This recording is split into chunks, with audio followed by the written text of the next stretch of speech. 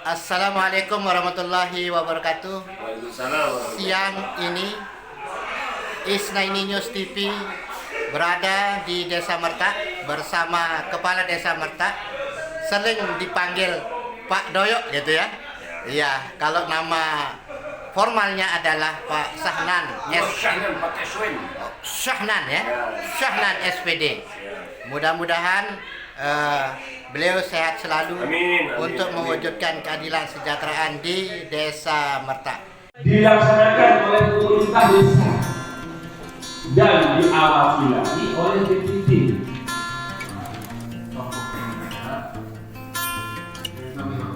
Kali saya tekankan di sini adalah bagaimana perangkat desa ini bersama Sekdes Kasih dan Kaur bersama kepala desa untuk satu kekompakan yang utuh. Bapak Ketua PPD Desa Mertak kepada Dewan dan Tempat dipersilakan. Jadi mohon kita dibantu untuk agar diberikan juga nanti timbunan ya saya belum masuk contoh dusun Joko. Ya Pak Kades, hari ini saya juga termasuk mengikuti acara Musren Bangdes di Desa Lungguh Niki, Desa Mertak. Apa yang dapat menjadi catatan Pak Kades terkait dengan rutinitas Musren Bangdes dalam hubungannya membangun Desa Mertak secara umum? Dapat diceritakan Pak Kades, silahkan kepada pemirsa channel Isnaini News TV. Terima kasih. Assalamualaikum warahmatullahi wabarakatuh. Langsung bahwa apa yang dapat kita ambil hikmah atau seperti apa di Musren Bangdes ini adalah upaya pemerintah untuk merencanakan pembangunan desanya seperti apa. Mulai dari tentang bagaimana anggaran dipakai di mana. Ada perencanaan yang lebih awal, yang lebih spesifik perencanaan. Setelah direncanakan dengan mengundang semua elemen masyarakat desa ini tanpa terkecuali melalui program dan sebagainya, maka di situ kita benar-benar merencanakan secara matang dari A sampai Z, sehingga sampai evaluasi terakhir bagaimana pelaksanaan juga. Jadi tadi dalam Musren Bangdes ini adalah merencanakan oleh masyarakat, kita tuangkan dalam bentuk RKPDes, lalu diwujudkan dalam APBDes, dilaksanakan oleh pemerintah desa, dan dievaluasi lagi oleh BPD, sehingga hasil-hasil yang telah kita tentukan bersama, kita ketahui bersama, kita manfaati bersama. Itulah yang Artinya prinsip partisipatif dan akuntabel itu betul-betul dapat dilaksanakan Pak Kades ya. ya. Oke. Benar-benar, karena ini demokrasi ini adalah dari rakyat, oleh rakyat dan untuk rakyat. Oh, mantap. Jadi pertama adalah dari rakyat itu adalah mereka yang merencanakan rakyat ini, lapisan masyarakat ini yang merencanakan. Oleh rakyat ya, dia yang dikerjakan oleh mereka juga melalui pemerintah desa, dan untuk rakyat dialah yang menikmati apa yang dia rencanakan itu. Oke. Ini Mertak ini ada yang spesifik ini Pak Kades dibanding dengan desa yang lain. Desa Mertak ini kan ada awang persiapan, ada nandus persiapan. Ada 3 jadinya perspektif wilayah yang Pelungguh harus pikirkan, harus akomodir. Bagaimana Pelungguh ini melihat fenomena Desa Mertak dalam konteks pemecahan wilayah nih Pak? Pemekaran intinya. Ya, terima kasih. Wujud nyata buat kami, buat saya selaku kepala desa di Mertak ini adalah bagaimana kita keterlibatan orang banyak. Keterlibatan orang banyak itu kalau saya tidak mau mekar, berarti 24 dusun ini saya saja yang menjadi top leadernya, yang mengatur semua. Tetapi kalau mekar menjadi 3, misalnya di sini ada top leadernya 3 orang, yaitu 3 kepala desa, 3 sekdes, kasih dan kawan banyak, BPD banyak, pemikiran banyak, pelaksanaan banyak, sehingga ini benar-benar menurut kita adalah indahnya berbagi pemikiran. Atau gini Pak Kades, tentu itu pasti. Yang kedua dalam konteks pengalokasian dana oleh Pemda dalam hal ini untuk kebutuhan yang jelas tadi dari 1 leader menjadi 3 leader. Itu gimana itu? Ya, namanya perencanaan tadi dari 1 leader ke 3 leader ini ya bagaimana indahnya berbagi juga yang saya sampaikan. Sehingga kalau memang anggarannya sedikit, ya kita remuk bersama seperti apa pembagiannya. Iya. Nah, siapa tahu setelah itu menjadi desa definitif, maka desa ini akan semakin banyak anggaran yang akan didapatkan dari segala pihak, karena banyak yang apa yang kita usahakan. Iya, oke. Ya, saya menjadi saksi, Pak.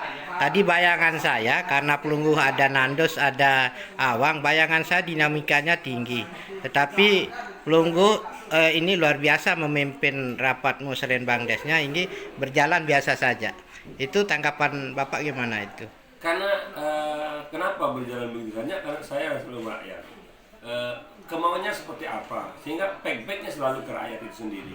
Jadi kalau memang kita mau santai dalam segala halnya, ya kemauannya seperti apa dan kita lemparkan lagi seperti apa pengelolaan seperti dia, sehingga kita hanya memfasilitasi saja, bukan menjadi ego sentral yang dilakukan oleh pihak sendiri itu, sehingga mereka menikmati dia yang merencanakan, sehingga tidak ada yang perlu diperdebatkan, tidak ada yang perlu dipikirkan strategis dan sebagainya, karena dia yang melihat dan dia akan mengolah dan dia yang memanfaatkan. Oke, yang terakhir Pak Kades, kita bicara pembangunan Pak Kades.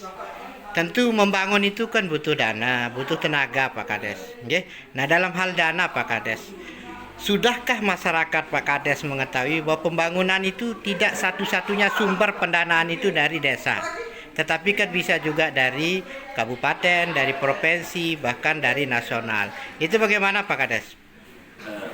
Ini kan tinggal kita tunggu pendanaan itu. Kalau memang pendanaan itu ada dari kabupaten dan provinsi, dibagikan melalui apa saja ya kita terima saja. Dinas-dinas lah ya. Ya, dinas-dinas terkait. Tetapi yang penting adalah kita berupaya bagaimana menjemput bola. Contoh misalnya di dinas sosial, ada nggak program untuk masyarakat desa Merta? Di dinas kesehatan apa programnya? Mari kita jemput bola. Di dinas PUPR misalnya, di dinas-dinas yang lainnya, maka kita jemput bola, sehingga apa yang kita hajatkan bersama, ingin bersama itu adalah terjawab dengan apa yang kita jemput bola itu. Oke, kaitan dengan stunting, bagaimana Pelungguh menjaga instrumennya, Pak? Mulai dari kader dan seterusnya, gimana, Pak? Stunting itu karena juga banyak anggaran yang kita alokasikan untuk anggaran untuk kader posyandu, sehingga kalau angka stunting ini tinggi misalnya, setelah pemberdayaannya begitu kita lakukan, maka saya akan turun dengan sendirinya, drastis turun dengan sendirinya, karena kita berdayakan. Artinya Pelungguh memfasilitasi penuh untuk kaitan penanganan stunting, gitu? Siap. Oh, mantap. Oke, dari sisi lingkungan terakhir, Bos. Ya. Nah, ini lingkungan kita, ini kan kawasan wisata ini. Ya. Ada ndak isu-isu lingkungan yang menurut Pelungguh menjadi problem bagi Desa Merta? Ada isu lingkungan, terutama adalah 5 dusun dari Desa Merta ini adalah termasuk kawasan ekonomi khusus. Dari 5 dusun ini isu dampak lingkungan. Bisa disebutkan 5 dusun itu, Pak? Ada Sunggung, ada Muntung, ada kepala dusun, dusun Sunggung, ada dusun Muntung Denong, Senang 1, Senang 2, dan Nandus. Sebagian di Nandus itulah ya? Ya. Oke.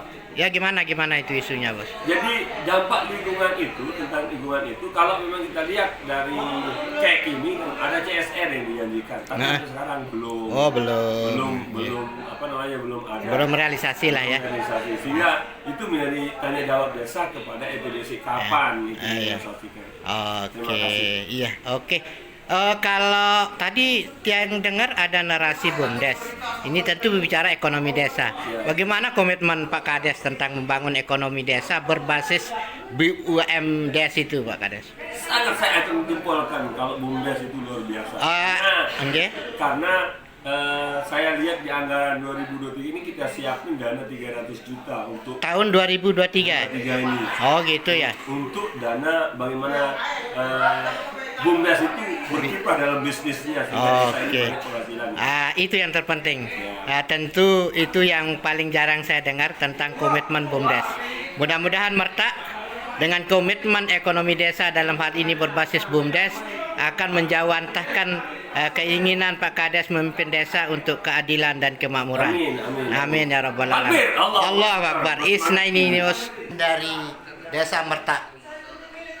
Kawasan wisata alam Gunung Tunak di Bumbang. Assalamualaikum warahmatullahi wabarakatuh. Allahu Akbar. Allahu Akbar.